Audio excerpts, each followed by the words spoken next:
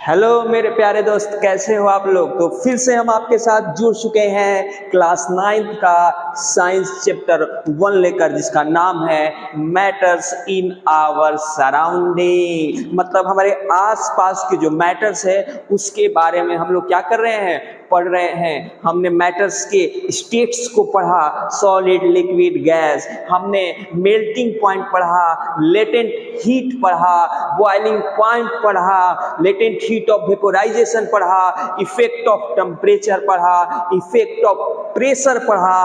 आज हम पढ़ने जा रहे हैं इवेपोरेशन।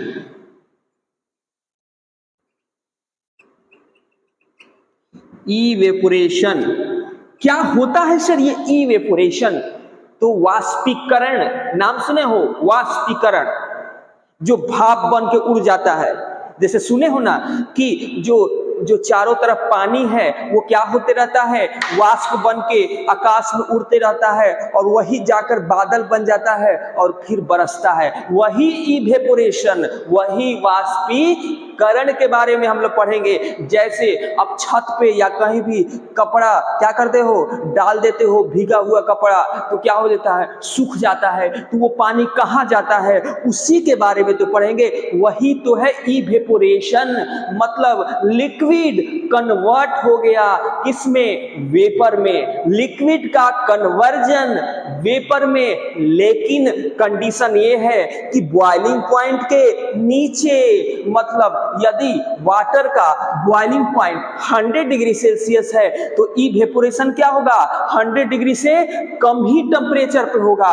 100 डिग्री पे नहीं बचवा, 100 डिग्री से कम टेम्परेचर पे। तो इवेपोरेशन क्या है, एक फिनोमेना है। क्या है, एक घटना है जिसमें क्या होता है, लिक्विड वेपर में चेंज हो जाता है। क्या होता है सर, लिक्विड वेपर में चेंज होता है बिलो बॉइलिंग पॉइंट। मतलब उस लिक्विड के बॉइलिंग पॉइंट के कम टेम्परेचर पर। मतलब लिक्विड का जितना बॉइलिंग पॉइंट होगा उससे कम ही टेम्परेचर पे वो क्या हो जाएगा, लिक्विड वेपर में चेंज हो जाएगा। समझ में आया? नहीं समझ में आया तो पहले डिफिनीशन लिख लो, लिख लो बउआ, लिख लो definition.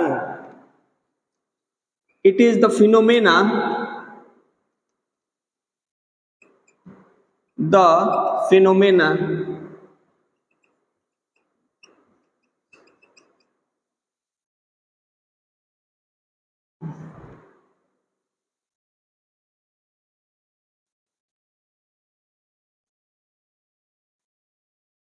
it is the phenomena of conversion of liquid का conversion into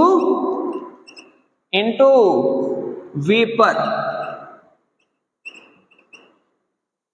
eight, it is the phenomena of conversion of liquid.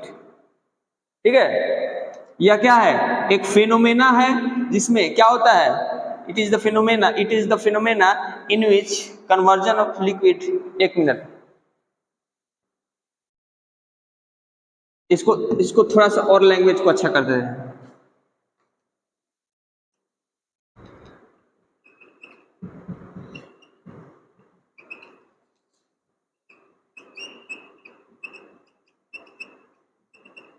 This is the phenomenon of conversion of liquid into vapor below किसमें, below boiling point, below boiling point. This is the phenomena of conversion of liquid into vapor below boiling point. मतलब boiling point से कम ही temperature पे पानी क्या हो जाए, evaporate होने लगे। पानी क्या हो जाए, लिक्विड से वेपर में चेंज होने लगे। सर ये होता कैसे है, सर ये कैसे होता है? हमने तो सुना है सर कि जब पानी 100 डिग्री सेल्सियस पे रहता है तो धीरे धीरे बॉयल होके वेपर में चेंज होते जाता है सर। तो ये कैसे होता है सर? तो सुनो, इसका कहानी सुनो। जैसे पानी है, ठीक है, पानी है या कोई भी लिक्विड है या कोई भी मटेरियल है, उसके जो पार्टिकल है वो हमेशा क्या करते रहते हैं, वो हमेशा गति करते रहते हैं, उसमें काइनेटिक एनर्जी होता है। जो पार्टिकल है वो हमेशा क्या करते रहते हैं, वाइब्रेट करते रहते हैं, उसमें क्या होता है, काइनेटिक एनर्जी होता है। हर एक पार्टिकल का अपना काइनेटिक एनर्जी होता है, ठीक है। लेकिन जैसे लिक्विड ले ले, लिक्विड के भी बहुत सारे पार्टिकल होंगे, उसमें भी क्या होगा, उसका काइनेटिक एनर्जी होगा, वो भी क्या करते रहता है, मूव करते रहता है, वाइब्रेट करते रहता है। समझ रहे हो, कोई भी मैटर है उसका पार्टिकल है वो हमेशा मूव करते रहता है, क्योंकि उसमें काइनेटिक एनर्जी होता है, उस पार्टिकल का काइनेटिक एनर्जी होता है, इसीलिए हमेशा मूव करते रहता है। ठीक है, हाँ सर ठीक है। अब मान लो लिक्विड है, पानी है, उसके भी पार्टिकल्स हैं, वो भी मूव कर रहे होंगे, उसमें भी काइनेटिक एनर्जी होगा, लेकिन उसके जो सरफेस का जो पार्टिकल्स है, पानी के सरफेस का जो पार्टिकल है, उसमें कुछ विशेष काइनेटिक एनर्जी होता है, उसमें कुछ ज्यादा काइनेटिक एनर्जी होता है। पानी है, बहुत सारा उसमें पार्टिकल है, सबका अपना काइनेटिक एनर्जी होता है, लेकिन उसके सरफेस के जो पार्टिकल होते हैं, पानी का जो सरफेस का जो पार्टिकल होता है, उसमें कुछ ज्यादा काइनेटिक एनर्जी होता है। सर ई कैसे होगा? तो इसका हम लोग इस ऐसे समझ सकते हैं कि उसके सरफेस का जो पार्टिकल है उसको बाहर से एनर्जी मिल रहा है, सूर्य के प्रकाश से, एटमॉस्फेयर से, तो उसमें कुछ ज्यादा काइनेटिक एनर्जी होता है। ठीक है, मतलब बाहर जो सरफेस का जो पार्टिकल है, किसी भी लिक्विड के सरफेस का जो पार्टिकल है उसमें कुछ ज्यादा काइनेटिक एनर्जी होता है कंपैरिजन टू अंदर वाला, नीचे वाला। तो अब वो पार्टिकल क्या कहेगा कि मेरे पास ज्यादा एनर्जी है, हम तुम लोग के साथ नहीं रहेंगे, हम भाग रहे हैं, हम तुम लोग के साथ नहीं रहेंगे। कौन बोलेगा? वाटर के सरफेस के पार्टिकल्स, क्योंकि उसमें क्या है, ज्यादा काइनेटिक एनर्जी है, और वो क्या रहेगा, उन लोग के साथ नहीं रहना चाहेगा। जैसे नहीं होता है, किसी के पास ज्यादा पैसा हो जाता है तो गरीब के साथ नहीं रहना चाहता है, वैसे ही वो ज्यादा एनर्जी होने के कारण वो उन लोग के साथ नहीं रहना चाहेगा, और वो क्या हो जाएगा, वो मूव करते हुए उन लोग से अलग हो जाएगा और वेपोरेट हो जाएगा। वो क्या हो जाएगा, वेपोरेट हो जाएगा। उसको बॉइलिंग पॉइंट पर तक गर्म नहीं करना पड़ा, पानी को बॉइलिंग पॉइंट तक गर्म नहीं करना पड़ा, फिर भी वेपोरेट हो गया। क्यों सर? क्योंकि जो उसके सरफेस का जो पार्टिकल है उसमें कुछ विशेष ज्यादा काइनेटिक एनर्जी होता है, जिसके कारण वो क्या होता है, वो बाहर निकल जाता है। वो नहीं चाहता कि उसके साथ रहे और वो बाहर निकल जाता है, और वो क्या हो जाता है, वेपोरेट हो जाता है। पहला लेयर क्या हो गया, बाहर हो गया। अब उसके नीचे वाला जो पार्टिकल्स होगा वो ऊपर सरफेस पे हो जाएगा, वो भी कुछ देर के बाद बाहर निकल जाएगा। फिर ऐसे ही ऊपर वाला लेयर क्या होते जाएगा, वेपोरेट करते जाएगा, और धीरे धीरे देखोगे पानी सूख जाता है। मतलब पानी कहाँ चला गया, पानी वेपोरेट कर गया। पहले जैसे मान लो पानी है, रोड पे पानी ऐसे लग गया है, बारिश हुआ है, ठीक है, तो पहले ऊपर वाला लेयर वेपोरेट हुआ, फिर क्या हुआ, उसके नीचे वाला लेयर वेपोरेट हुआ, फिर उसके नीचे वाला लेयर वेपोरेट हुआ।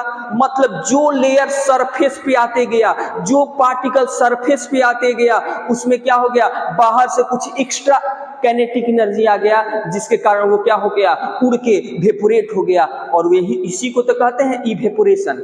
मतलब इसको बॉइलिंग पॉइंट पे जाना नहीं पड़ रहा है, इसको वेपोरेशन के लिए बॉइलिंग पॉइंट पे जाना नहीं पड़ रहा है। ये क्या हो रहा है, बॉइलिंग पॉइंट से कम ही टेम्परेचर पे वेपोरेट हो जा रहा है। बॉइलिंग पॉइंट से कम ही टेम्परेचर पे वाटर से क्या बनते जा रहा है, वेपर में बनते जा रहा है, लिक्विड से वेपर में बनते जा रहा है। यही तो होता है इवेपोरेशन। आई थिंक समझ में आ गया होगा, ठीक है। यदि नहीं समझ में आया तो कमेंट जरूर करिएगा, बताइएगा कहाँ नहीं समझ में आया। थोड़ा सा हम अपना वीडियो देख लें, रिकॉर्ड हो रहा है कि नहीं।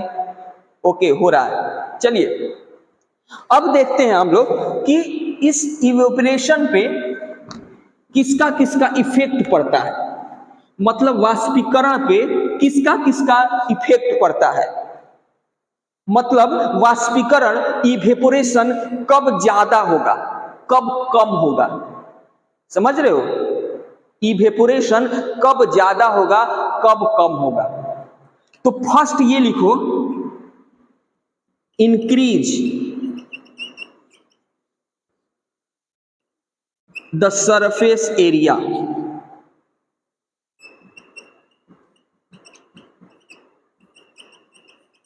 when increase the surface area,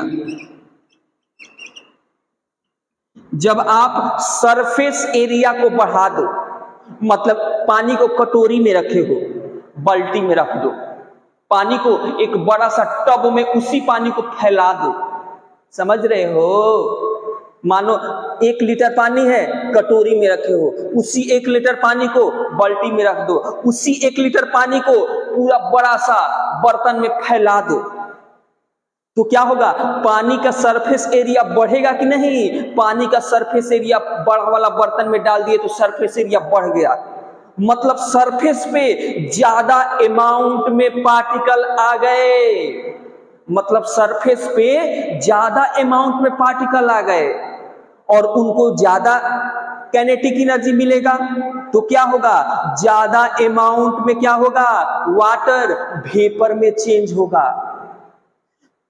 एक बात बताना, एक कटोरी में पानी रखे हैं और एक बाल्टी में पानी रखे हैं, वेपोराइजेशन इवेपोरेशन किस में ज्यादा होगा, तो सर बाल्टी में ज्यादा होगा, क्यों, क्योंकि बाल्टी में जो पानी का सरफेस एरिया है वो ज्यादा है, कंपैरिजन टू कटोरी या कटोरा, क्या होगा, ज्यादा होगा।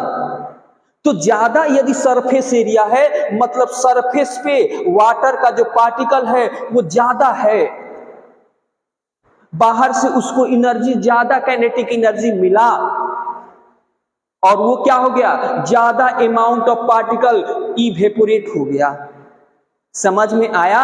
यदि सरफेस बढ़ाओगे, किसी भी लिक्विड का सरफेस बढ़ाओगे तो इवेपोरेशन ज्यादा होगा, दिमाग में घुसा। When increase the surface area evaporation increase, क्या इंक्रीज करेगा, इवेपोरेशन, चल जा भाई, इवेपोरेशन कैसे चलाएं, इवेपोरेशन इंक्रीज,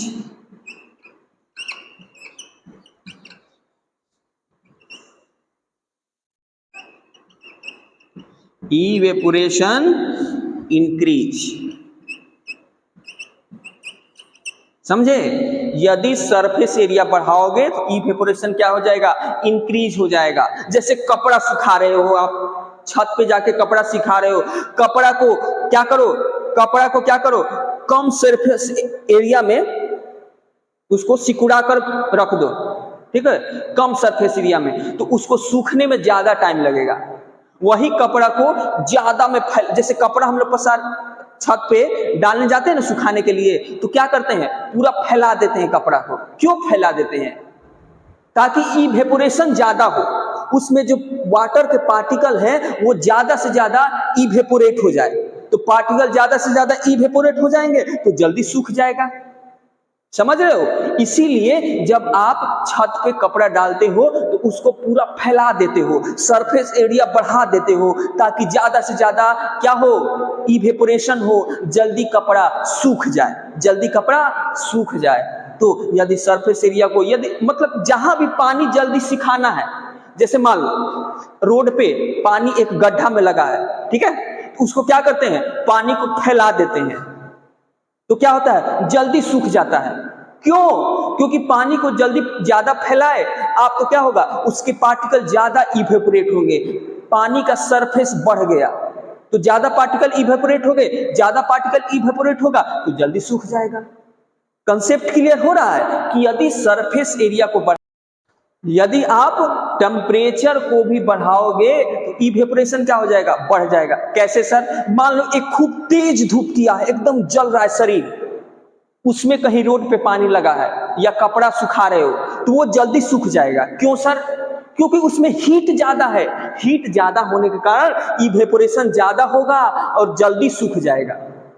अब वही ऐसा मतलब धूप किया है जिसमें एकदम नॉर्मल है, जैसा ऐसा फील हो रहा है कि बहुत शरीर जल रहा है, एकदम नॉर्मल धूप किया है, उसमें क्या होगा? इवेपोरेशन धीरे धीरे होगा, कपड़ा सूखने में ज्यादा टाइम लगेगा, कहीं पानी लगा है उसको सूखने में ज्यादा टाइम लगेगा। ये आप खुद ऑब्जर्व किए होंगे। मैं बस वही चीज आपको बता रहा हूं जो आपने ऑब्जर्व किया है, क्योंकि जो आपके साथ घटना घटा हुआ रहता है, जो आपने ऑब्जर्व किया अपने आसपास को, उस चीज से समझना ज्यादा इजी होता है। तो समझ रहे हो, यदि ज्यादा हीट रहेगा, ज्यादा टेम्परेचर रहेगा तो इवेपोरेशन ज्यादा होगा। समझ रहे हो कि सूर्य का प्रकाश काफी तेज है तो उसमें देखोगे कपड़ा हो या रोड पे पानी हो जल्दी सूख जाता है। क्यों? क्योंकि वहां पे इवेपोरेशन ज्यादा होता है। और वही कंपैरिजन टू क्या है? धूप क्या है? कमजोर है, मतलब बहुत ज्यादा तीखा नहीं है, उसमें क्या होगा? सूखने में टाइम लगता है। क्यों? क्योंकि वो उतना ज्यादा हीट नहीं देता है जिससे इवेपोरेशन ज्यादा हो। यदि ये वीडियो, ये दो चीज समझ में आ गया तो बहुत अच्छा, नहीं समझ में आया तो फिर से समझाएंगे। इसके बाद और दो चीज पढ़ना है, ह्यूमिडिटी और स्पीड ऑफ वाइंड। ठीक है, उसको हम लोग कल बताएंगे। ठीक है, और इसको भी कल डिस्कशन कर देंगे फिर से। यदि वीडियो अच्छा लगा तो लाइक करें, सब्सक्राइब करें। जय हिंद, जय भारत।